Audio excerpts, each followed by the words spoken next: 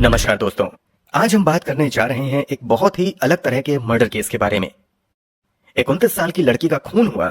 उसकी लाश मिलने के बाद पुलिस ने छानबीन करनी शुरू कर दी। उन्हें खूनी का पता भी चल गया, लेकिन उसके बाद भी पुलिस उस खूनी को कभी पकड़ नहीं पाई। आप सोच रहे होंगे कि ये कैसे पॉसिबल है। अगर पुलिस के पास खूनी की सारी इंफॉर्मेशन थी तो उसे तुरंत अरेस्ट कर लेना चाहिए था। पुलिस उसे पकड़ने में नाकामयाब कैसे रही? दरअसल ये कहानी ही कुछ ऐसी है जिसके बारे में आप भी जब जानेंगे तो आपको भी बहुत शौक लगेगा। ये कहानी है एक ऐसे खूनी की जो पुलिस के हाथ तो नहीं लगा, लेकिन फिर भी उसे अपने कर्मों की काफी भयानक सजा मिली। अगर आपने हमारे चैनल को सब्सक्राइब नहीं किया है तो इस कहानी को शुरू करने से पहले स्क्रीन के नीचे दिख रहे सब्सक्राइब वाले बटन को जरूर क्लिक कर दें। आप हमारे YouTube चैनल के मेंबर बनकर भी हमें सपोर्ट कर सकते हैं, ताकि हम आगे भी आपके लिए ऐसी चौंका देने वाली क्राइम की कहानियां लाते रहें। 11 फरवरी 2011 को नई दिल्ली रेलवे स्टेशन पर हमेशा की तरह भीड़ थी। अचानक वहां पर पुलिस को एक काला बैग मिला जो एकदम लावारिस पड़ा हुआ था। बैग को जब पुलिस ने खोला तो उनके होश उड़ गए, क्योंकि उसमें एक लड़की की लाश थी। उस लड़की की आइडेंटिफिकेशन के लिए पुलिस के पास कोई खास क्लू नहीं थे, सिवाय इसके कि उसकी कमर पर मोर पंख का एक टैटू बना हुआ था। पुलिस ने पब्लिक नोटिस भी जारी किए ताकि लड़की की फैमिली उनसे कांटेक्ट करे। उस वक्त मीडिया जगत में उस लड़की को लेकर बहुत ज्यादा सनसनी मच गई थी। उस लड़की को उन्होंने नाम दिया the girl with the peacock tattoo. 13 दिन बाद भी जब लड़की की लाश को आइडेंटिफाई करने के लिए कोई नहीं आया, तब पुलिस ने फ्रस्ट्रेट होकर खुद ही लड़की का अंतिम संस्कार करने का फैसला कर लिया। जिस दिन उसका अंतिम संस्कार होना था, उसी दिन एक आदमी पुलिस के सामने आया। उस आदमी ने खुद को लड़की का पिता बताया और पुलिस को इतने दिनों के बाद उस लड़की का नाम पता चल ही गया, नीतू सोलंकी। अब पुलिस को एक लीड मिल गई थी। उन्होंने नीतू सोलंकी के बारे में और पता लगाने के लिए उसकी फैमिली और जान पहचान के लोगों से बातचीत करना शुरू किया। नीतू की बहन अलका से बातचीत करने पर यह पता चला कि नीतू एक लॉ ग्रेजुएट थी, जिसे कोई भी राह चलता लड़का आसानी से छेड़ नहीं सकता था, क्योंकि वो तुरंत उल्टा जवाब दे देती थी। वो 2010 तक एक कॉल सेंटर में जॉब करती थी। अचानक 2010 में ही उसने अपनी फैमिली को बताया था कि उसे सिंगापुर से एक जॉब ऑफर आया है और वो वहां जाकर शिफ्ट हो रही है। पुलिस ये जानकर हैरान रह गई। उनके दिमाग में ये सवाल था कि अगर नीतू की जॉब सिंगापुर में लगी थी तो उसकी लाश यहां दिल्ली में कैसे मिली। नीतू की फैमिली भी इस बात को लेकर हैरान थी।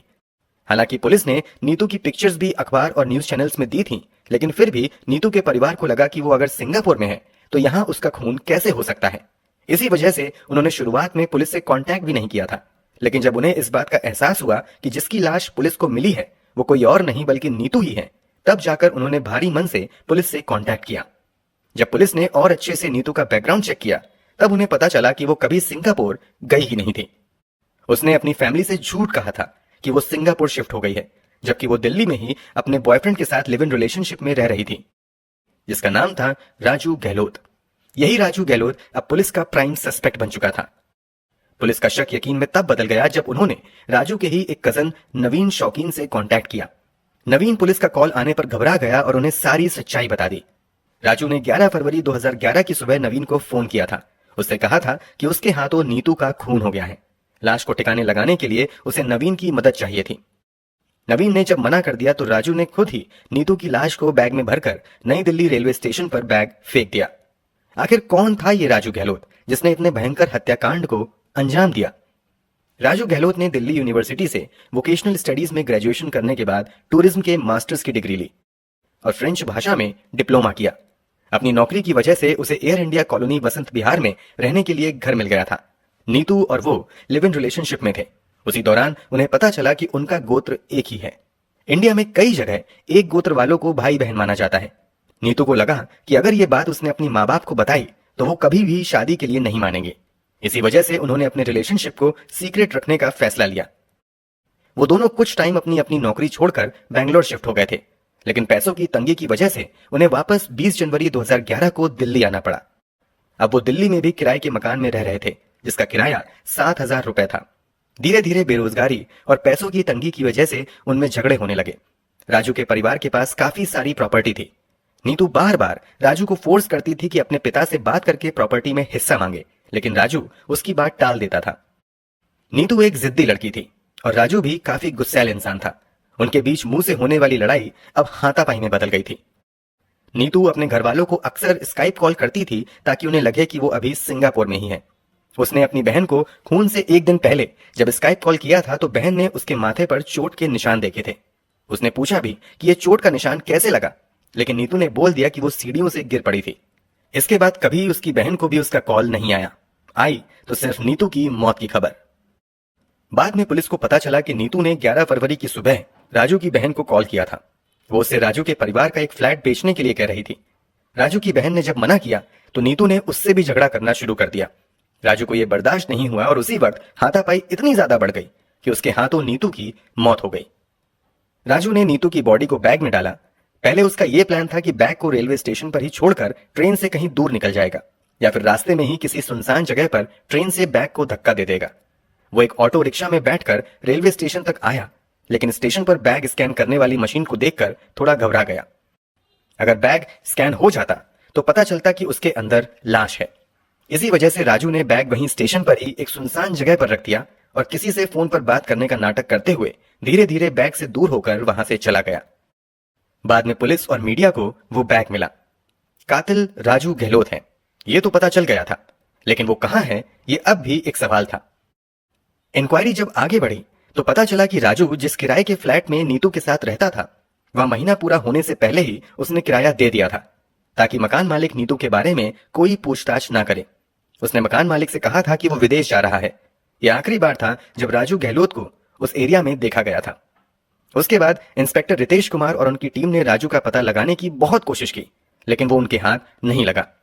बीच में उसके गोवा में होने की लीड मिली थी, जिसकी वजह से क्राइम ब्रांच की टीम वहां 1.5-2 महीने के लिए डेरा डाल ली, लेकिन फिर भी राजू हाथ नहीं लगा। राजू के परिवार वाले भी पुलिस के टच में थे। उनके पास एक लेटर आया जिसका पता पुलिस को चला। लेटर में से एक सिम कार्ड मिला और लेटर में राजू ने अपने भाई को लिखा था कि इस सिम को लगाकर उससे बात करें। यह सिम मुंबई के परेल एड्रेस पर लिया गया था। पुलिस वाले अभी भी उम्मीद कर रहे थे कि राजू उन्हें मिल जाएगा, इसलिए उन्होंने वहां छापा मारा, लेकिन पता चला कि स्टेशन के बाहर सिम बेचने वाले के नाम पर इस सिम को लिया गया था। राजू ने उन्हें एक बार फिर से चकमा दे दिया था।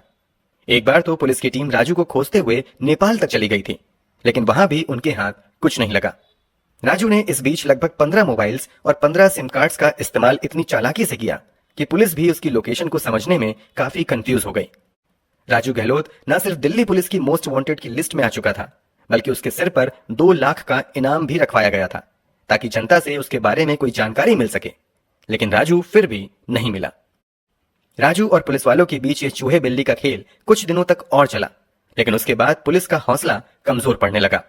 अब उन्हें धीरे धीरे इस बात का यकीन होने लगा था कि राजू ने अपनी चालाकियों की वजह से उन्हें हमेशा के लिए चकमा दे दिया है, लेकिन क्या राजू वाकई बचा रह पाया?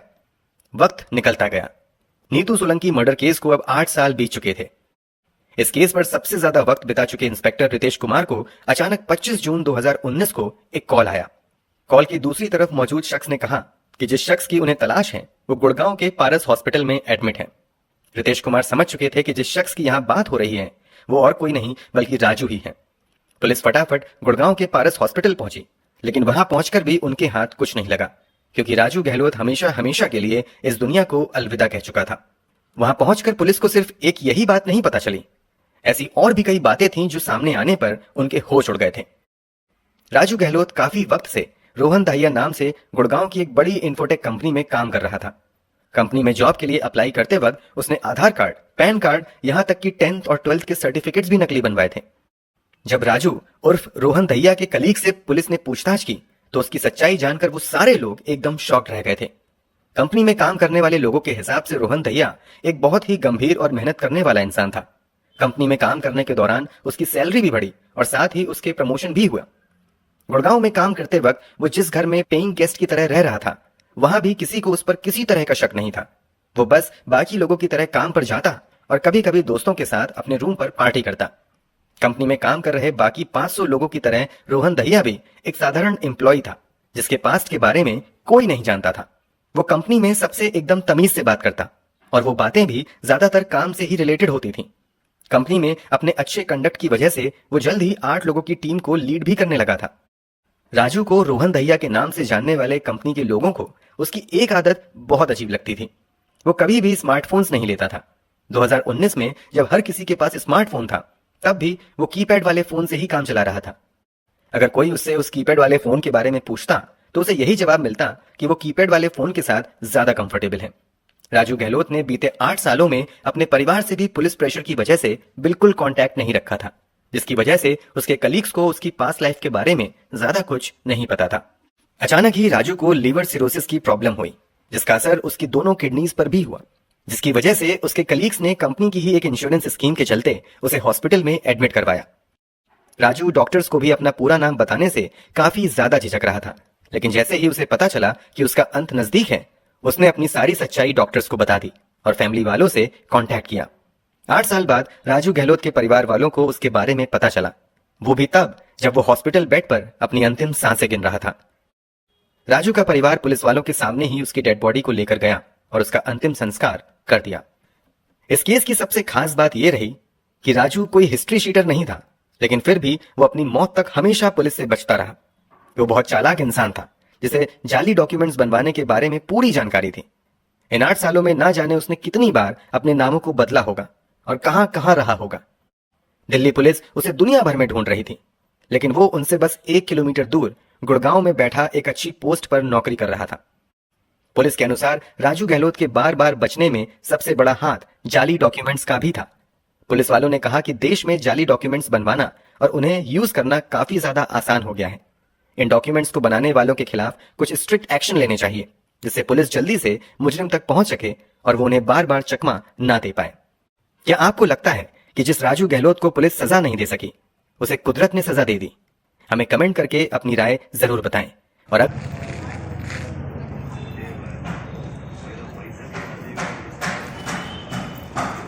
आइए